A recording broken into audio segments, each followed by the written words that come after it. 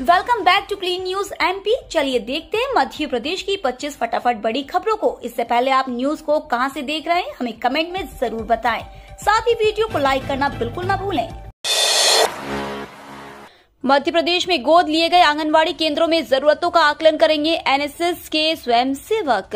राष्ट्रीय सेवा योजना के स्वयंसेवक मध्य प्रदेश में गोद लिए गए आंगनवाड़ी केंद्रों में आवश्यकताओं का आकलन करेंगे और शिविर के दौरान उनकी पूर्ति के लिए प्रयास करेंगे। इसके लिए महिला एवं बाल विकास विभाग और एनएसएस के बीच सहमति बनी है। दरअसल प्रदेश में 30,000 से ज्यादा आंगनवाड़ी केंद्र गोद लिए गए हैं, पर उन केंद्रों की मूलभूत जरूरतें अब पूरी नहीं हो रही है। विभाग के लगातार प्रचार प्रसार के बाद भी लोग अपेक्षाकृत आवश्यकताओं की पूर्ति नहीं कर रहे हैं, इसलिए स्वयंसेवकों को यह जिम्मा सौंपा जा रहा है। मध्य प्रदेश के सरकारी स्कूलों में लगाई जाएंगी शिक्षकों की तस्वीरें। मध्य प्रदेश के सभी सरकारी स्कूलों में वहां पदस्थ प्राचार्य, उपाचार्य, शिक्षक और अन्य कर्मचारियों की तस्वीरें लगाई जाएंगी ताकि कोई अपरिचित व्यक्ति शिक्षक बनकर स्कूल में प्रवेश न कर सके। साथ ही विद्यार्थी और अभिभावक प्रत्येक शिक्षक की पहचान सुनिश्चित कर सके। इससे स्कूलों में भारी व्यक्तियों का प्रवेश तो रुकेगा ही, अपनी जगह किसी और को पढ़ाने भेजने वाले शिक्षकों का भी राजफाश हो सकेगा। प्रदेश में पहले ऐसे मामले सामने आते रहे हैं। स्कूल शिक्षा विभाग 1-2 दिन में इसके आदेश जारी कर सकता है। 2 वर्ष के भीतर शहर के शेष 1 लाख घरों में पहुंच जाएगा नर्मदा जल। 200 करोड़ रुपए होंगे खर्च। नगर निगम अधिकारियों के मुताबिक अमृत योजना के दूसरे चरण में शहर में पेयजल आपूर्ति व्यवस्था बेहतर बनाने और सभी घरों में नर्मदा जल पहुंचाने की कार्य योजना पर तेजी से कार्य किया जा रहा है। सर्वे के दौरान यह देखा जा रहा है कि कहां किस क्षेत्र में नर्मदा जल नहीं पहुंच रहा है।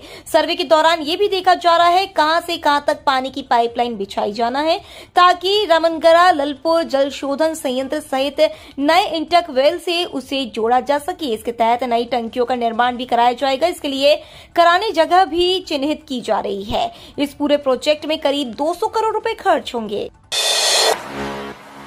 ग्रामीण युवाओं को मिलेगा मंच। 10 एकड़ में बनेगा स्टेडियम। शहरों में युवाओं के पास खेल सुविधाएं मौजूद होती हैं, लेकिन ग्रामीण क्षेत्र के युवा प्रतिभा होने के बावजूद पिछड़ जाते हैं। अब प्रदेश सरकार ग्रामीण क्षेत्र में सुविधाएं बढ़ाने जा रही है। सांवेर तहसील में 10 एकड़ में स्टेडियम निर्माण किया जाएगा। इसके लिए 1 करोड़ रुपए की प्रारंभिक राशि भी स्वीकृत हो चुकी है। इसके अलावा भी 2 अन्य स्थानों पर स्टेडियम निर्माण किया जाएगा। सांवेर में स्टेडियम के लिए 4.0747 हेक्टेयर भूमि चिन्हित कर ली गई है। इस पर स्टेडियम का निर्माण होगा। फिर सुनाई देगी राजवाड़ा में इंदौर की गौरव गाथा। शहर में एक बार फिर राजवाड़े पर शहर के इतिहास को सुनने, देखने और जानने का मौका मिलेगा। एक बार फिर शहर में लाइट एंड साउंड शो की गूंज होगी। एक बार फिर शहर आने वाले पर्यटकों को कुछ और भी बेहतर देखने, सुनने का मौका यहाँ मिलेगा। शहर में जनवरी में होने जा रहे प्रवासी भारतीय सम्मेलन और इन्वेस्टर मीट के लिए शहर की सूरत निखारने पर जोर शोर से ध्यान दिया जा रहा है। पटवारी भर्ती को लेकर नई अपडेट। पदों की संख्या में वृद्धि, जनवरी से आवेदन।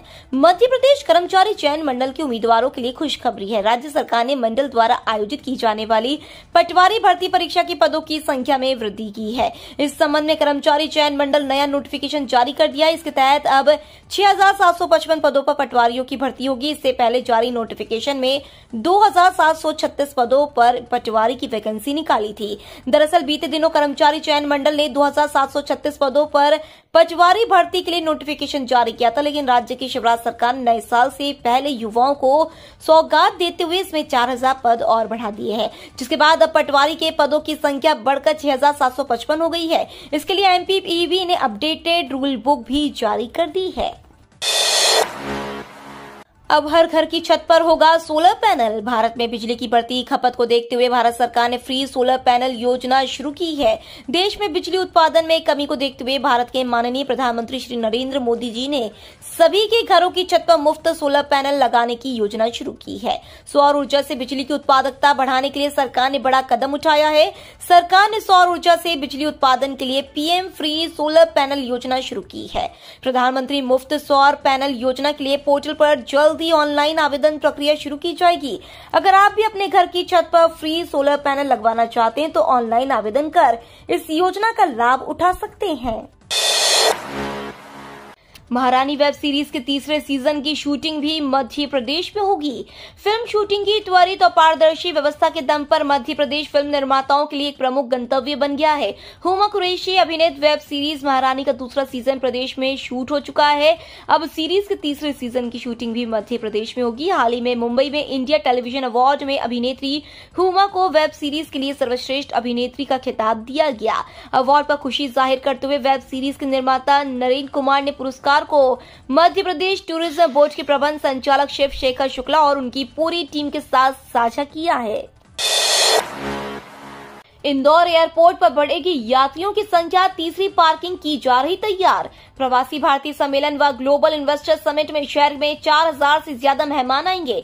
ऐसे में एयरपोर्ट के बाहर वाहनों की मौजूदा पार्किंग भी छोटी पड़ जाएगी। यही वजह है कि जिला प्रशासन के निर्देश पर आईडीए द्वारा यहां पर एक और नई पार्किंग तैयार की गई है। एयरपोर्ट परिसर के बाहर मौजूदा P1 व P2 पार्किंग आयोजन में आने वाले मेहमानों के लिए आरक्षित रहेगी। P2 पार्किंग में मेहमानों को लाने ले जाने वाली शटल बसों की पार्किंग की सुविधा रहेगी। इसके अलावा P1 पार्किंग महत्वपूर्ण मेहमानों के लिए आरक्षित रहेगी। ऐसे में एयरपोर्ट की दीवार से विजासन मंदिर रोड के बीच 4 एकड़ में नई अस्थायी पार्किंग तैयार की जा रही है। मध्य प्रदेश में पचमढ़ी, पेंच, पन्ना और मढ़ई के होटल पर रिसोर्ट फुल। क्रिसमस और नए साल का जश्न मनाने की तैयारियां अब तेज हो चुकी हैं। यही वजह है कि नया साल आने में अभी 15 दिन से अधिक का समय शेष है, लेकिन प्रदेश के विभिन्न पर्यटन स्थलों पर स्थित राज्य पर्यटन विकास निगम की इकाइयां फुल हो चुकी है। पचमढ़ी, मढ़ई, पेंच, पन्ना और मांडू में तो 24 दिसंबर 2022 से 1 जनवरी 2023 तक भी कमरा खाली नहीं है। इससे पता चलता है कि पर्यटकों को प्रकृति और हेरिटेज पसंद आ रहा है। 2023 से 4 साल का होगा ग्रेजुएशन। यूजीसी ने जारी किया करिकुलम। यूजीसी ने अंडर ग्रेजुएट प्रोग्राम के लिए एक करिकुलम और क्रेडिट फ्रेमवर्क घोषित किया है। न्यू एजुकेशन पॉलिसी के अंतर्गत तैयार ये करिकुलम और क्रेडिट फ्रेमवर्क छात्रों के लिए एक इनोवेटिव और लचीली उच्च शिक्षा प्रणाली प्रदान करेगा। यूजीसी ने इस पाठ्यक्रम को स्नातक कार्यक्रमों के लिए क्रेडिट ढांचे के साथ विकसित किया है। सभी उच्च शिक्षण संस्थानों को यूजीसी द्वारा पाठ्यक्रम को अपनाने के लिए आवश्यक उपाय करने की सलाह दी गई है। बता दें कि नए अंडर ग्रेजुएट प्रोग्राम यानी 4 ईयर अंडर ग्रेजुएट प्रोग्राम में किताबी शिक्षा के साथ अनुभव और सीखने पर जोर दिया है। अब लर्निंग इंटर्नशिप को नए पाठ्यक्रम फ्रेमवर्क में जगह दी गई है। इसके तहत जो छात्र पहले 2 सेमेस्टर के बाद बाहर निकलना चाहते हैं उन्हें यूजी सर्टिफिकेट प्राप्त करने के लिए इंटर्नशिप करनी होगी। नए अस्पताल में एम्स दिल्ली व सीएमसी बेंगलुरु की तर्ज पर होगा ब्लड सैंपल कलेक्शन सेंटर। 1000 बिस्तर अस्पताल central blood sampling collection centre Delhi AIIMS व सीएमसी बेंगलुरु की तर्ज पर तैयार किया जा रहा है, जिसमें मरीज का सैंपल लेने पर एक बारकोड जनरेट होगा और रिपोर्ट मोबाइल पर पहुंचेगी, जिससे मरीज के आने जाने की समस्या दूर होगी। मरीज का सैंपल उसके बेड से कलेक्ट होगा, लेकिन इस पूरी प्रक्रिया में अभी करीब 3 महीने का वक्त लगेगा। तब तक 1000 बिस्तर अस्पताल में सैंपल जांच के लिए लैब तैयार की गई है और सुपर स्पेशलिटी में सैंपल कलेक्शन सेंटर होगा, जहां पर कार्डियोलॉजी, कैंसर, न्यूरोबर्न यूनिट व ट्रामा आदि में भर्ती मरीजों की जांच होगी। खत्म हुआ इंतजार, एमपी के इस शहर से 5G नेटवर्क की शुरुआत। मध्य प्रदेश के लोगों के लिए अच्छी खबर यह है कि अब राज्य में 5G नेटवर्क की शुरुआत होने जा रही है। मुख्यमंत्री शिवराज सिंह चौहान भगवान महाकाल के आंगन यानी उज्जैन से सबसे पहले 5G नेटवर्क की शुरुआत करने जा रहे हैं। इसके बाद मध्य प्रदेश के दूसरे शहरों में यह सर्विस शुरू की जाएगी। इस सुविधा से व्यापार के क्षेत्र में काफी लाभ मिलने की संभावना है।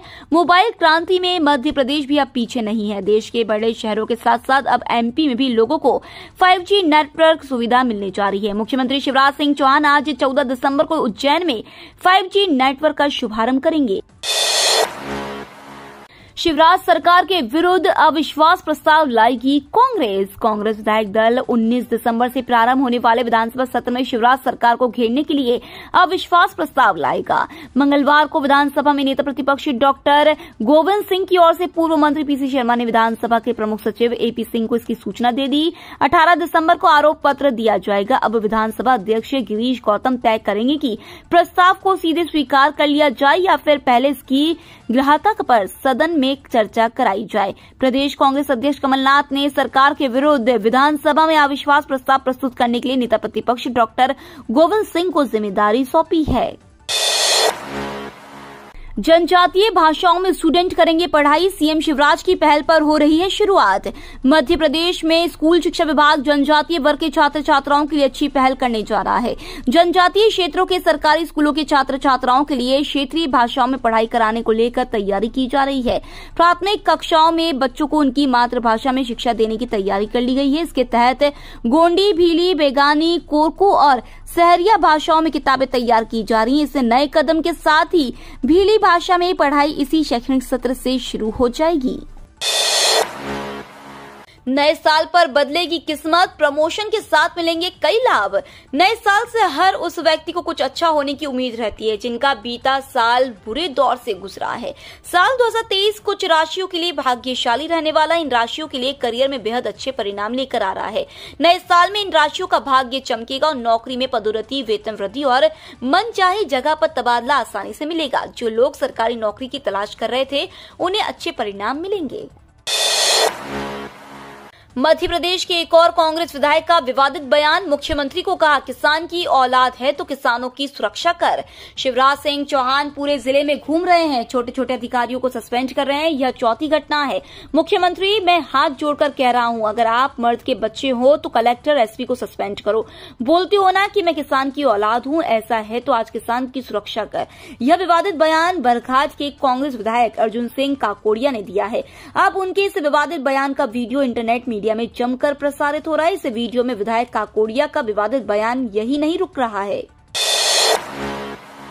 राजा पटेरिया मामले में मध्य प्रदेश कांग्रेस के मतभेद हुए उजागर, कमलनाथ खिलाफ तो गोविंद सिंह समर्थन में उतरे। कार्यकर्ताओं से संविधान को बचाने के लिए, प्रधानमंत्री नरेंद्र मोदी की हत्या के लिए तत्पर रहने के लिए कहने वाले कांग्रेस के वरिष्ठ नेता पूर्व मंत्री राजा पटेरिया को लेकर पार्टी के मतभेद सामने आ गए हैं। प्रदेश कांग्रेस अध्यक्ष कमलनाथ जहां उनके इस बयान को लेकर नाराज है, उनके निर्देश पर प्रदेश कांग्रेस कमेटी ने पटेरिया को नोटिस देकर जवाब तलब कर लिया है। 3 दिन में यदि वे उत्तर नहीं देते हैं या वह संतोषप्रद नहीं पाया जाता तो उनको पार्टी की प्राथमिक सदस्यता से निष्कासित किया जा सकता है। उधर विधानसभा में नेता प्रतिपक्ष डॉक्टर गोविंद सिंह खुलकर बचाव में सामने आ गए हैं। उन्होंने कहा कि पटेरिया ने गलत नहीं कहा है। उनके कहने का मतलब मोदी को चुनाव हराना था। सरकार ने दुर्भावनापूर्ण कार्रवाई की है जिसका मैं विरोध करता हूं। खदेड़े जाने के बाद चीन ने भारत पर मढ़ा दोष का, भारतीय सेना ने क्रॉस की थी एलएसी।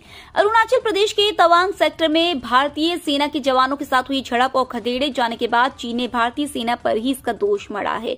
न्यूज एजेंसी एएफपी के मुताबिक पीपल्स लिबरेशन आर्मी के एक प्रवक्ता ने कहा कि भारतीय सेना के जवानों ने हिमालय क्षेत्र के एक विवादित इलाके में अवैध रूप से वास्तविक नियंत्रण रेखा को पार किया और हमारी सेना को रोका। इस वजह से ताजा झड़प हुई। इससे पहले चीनी विदेश मंत्रालय ने एक लाइन का बयान जारी किया था जिसमें कहा था कि एलएसी पर हालात स्थिर और नियंत्रित हैं।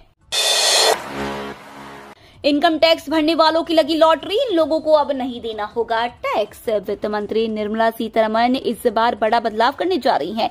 अगर आप भी टैक्स भरते हैं या फिर टैक्स लैब में आते हैं तो यह जानना आपके लिए जरूरी है कि इस बार केंद्र सरकार टैक्स लैब में किस तरह के बदलाव करने जा रही है। सरकार 2023 में 1 फरवरी को बजट पेश करेगी। इस समय 2,50,000 रुपए तक की इनकम पर किसी भी तरह का टैक्स नहीं लगता है, लेकिन इस बार के बजट में वित्त मंत्री निर्मला सीतारमण इस लिमिट को बढ़ाकर 5 लाख करने का प्लान बना रही है। यानी इस बदलाव के बाद में अगर आपकी इनकम 5 लाख रुपए है तो आपको किसी भी तरह का टैक्स नहीं भरना होगा।